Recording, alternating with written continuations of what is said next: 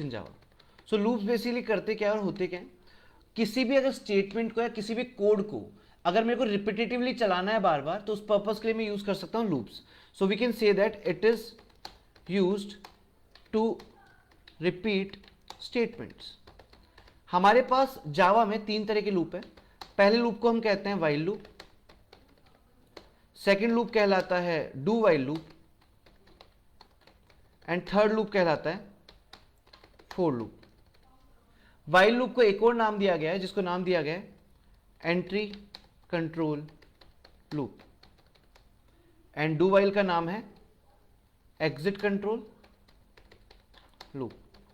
So basically तीनों loop को समझने के लिए हम एक एक एग्जांपल क्रिएट करते हैं और एग्जांपल से इनको समझते हुए चलते हैं। तो सबसे पहले हम ये सब कुछ हटा देते हैं यहाँ से कोड में, और हम लोग सिर्फ एक क्लास ले लेते हैं और साथ में एक मेन फंक्शन ले लेते हैं। हम सबसे पहले समझने जा रहे हैं हमारे व्हाइल लूप को।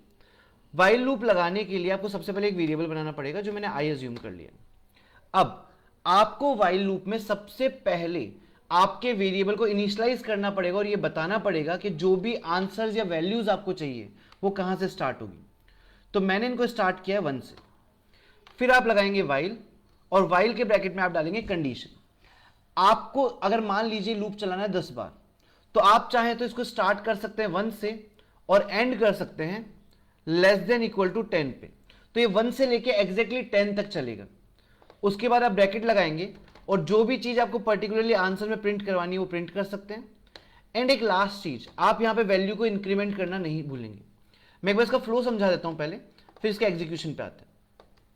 तो फ्लो के लिए हम एक बार पेंट पे जाएंगे। ओके, अब इस प्रोग्राम का कोड एग्जीक्यूशन या फ्लो कैसा होगा वो समझाता हूं। सबसे पहले जो वैल्यू 1 है, ये वैल्यू 1 व्हाइल लूप की कंडीशन में फीड होगी। Now 1 is less than equal to 10।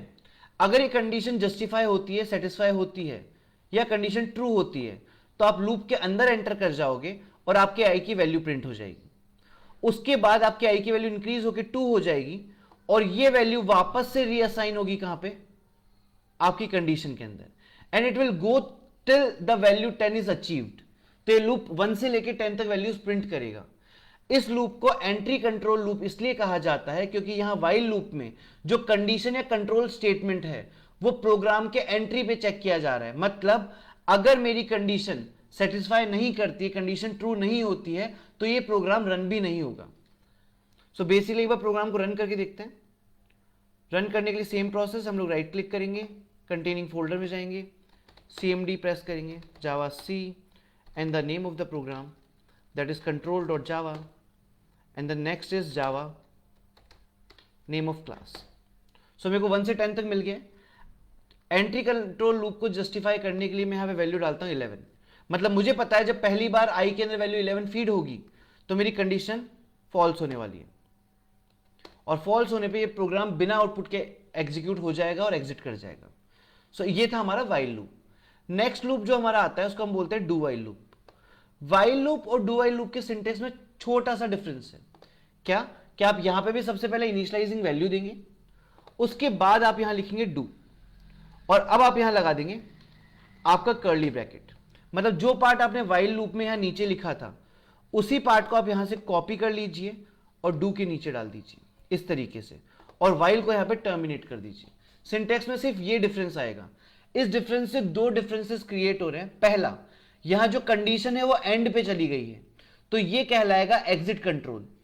दूसरा, इस लूप को चलाने के लिए किसी कंडीशन को स्टार्टिंग में चेक नहीं करना पड़ता, इस वजह से ये लूप कम से कम एक बार तो एग्जीक्यूट होता है।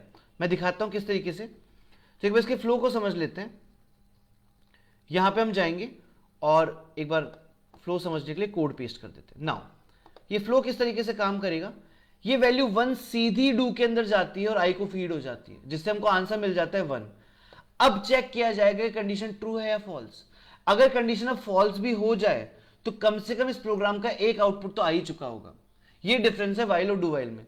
इसको एग्जीक्यूट करके समझते हैं। एक बार सेव किया, CMD ओपन करा, प्रोग्राम को कंपाइल करा एंड रन किया। सो वैल्यू 1 से लेकर 10 तक आ चुकी है। अब हम क्या करते हैं, इसकी वैल्यू 11 कर देते हैं जिससे कंडीशन फॉल्स हो जाए, और अब जाके रन करते हैं तो रन करने में पता चल रहा है कि फॉल्स होने से पहले भी एक बार आउटपुट आ चुका था, तो आप बोल सकते हो कि do while loop is a loop that at least execute once. तो ये हमारा था do while loop. Last loop जो आता है हमारे सामने दैट इज फॉर लूप। इसके लिए हम सबसे पहले एक वैल्यू बनाएंगे। नाउ फॉर लूप को सीधा लगाया जा सकता है।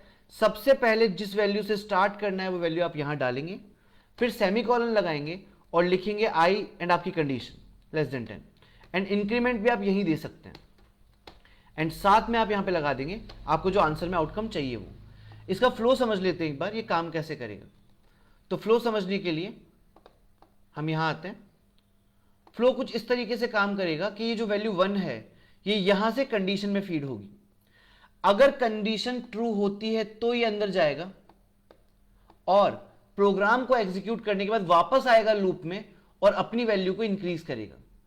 फिर जो नई वैल्यू हमें मिली है, वैल्यू 2 हो जाएगी, वैल्यू इंक्रीज हो जाएगी, वो नई वैल्यू वापस से फीड होगी कहां पे, कंडीशन के अंदर, and it will execute continuously till the value 10 achieved. So एक बार रन करके देखते हैं। हम जाएंगे CMD पे और यहां पे जाके पहले प्रोग्राम को कंपाइल करेंगे एंड फिर प्रोग्राम को रन करेंगे। सो ये हमारा टॉपिक था लूप्स, जहां पे मैंने आपको फंडामेंटल सिंटैक्स और इनके लॉजिक समझा दिए। Thank you so much.